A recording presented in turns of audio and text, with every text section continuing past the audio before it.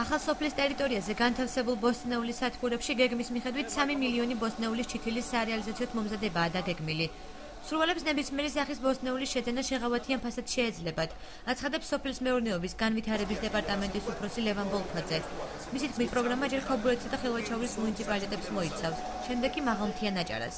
პომიდრის, კიტრის, ბადრიჟნის, წიწაკის, შემოტანილია ჰოლანდიური ჯიშის თესლები ბეიოზადენის კომპანიის და სადღაც აპრილის ბოლო რიცხვებისათვის 25-დან უკვე მზა სარგავ მასალას ჩითილისას მივაწვით ჩვენ მოსახლეობას. ჩითილების წარმოება კომპანიას უჯდება 17 თეთრამდე, თეთრი და მოსახლეობას მივაწვით თანადაფინანსების პრინციპით 30% თანაგადახდით. ანუ მოსახლეობას დაუჯდება 5 თეთრი 1 ჩითილი. სოფლის მეურნეობის სამინისტროს წარმომადგენლებმა სარეალიზაციოდ გამზადებული ჩითილების წარმოებასა და მის პრივილეგიებზეც ისაუბრეს.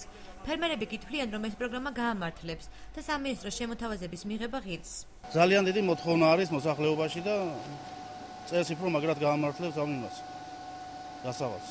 10,000-დან 15,000 ძირის წაღება მინდა ამ სათბურის კომპანიიდან უნდა გავიტანოთ და დაუგადოთ.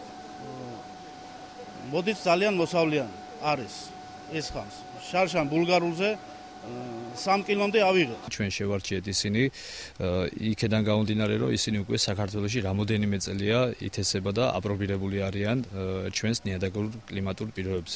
აქედან გამომდინარე, ნებისმიერი ფერმერი, რომელიც შეიძენს აღნიშნული ჰიბრიდებს, მართლაც ძალიან დაბალ ფასად, მას შეუძლია მიიღოს უხვი და ხარისხიანი მოსავალი.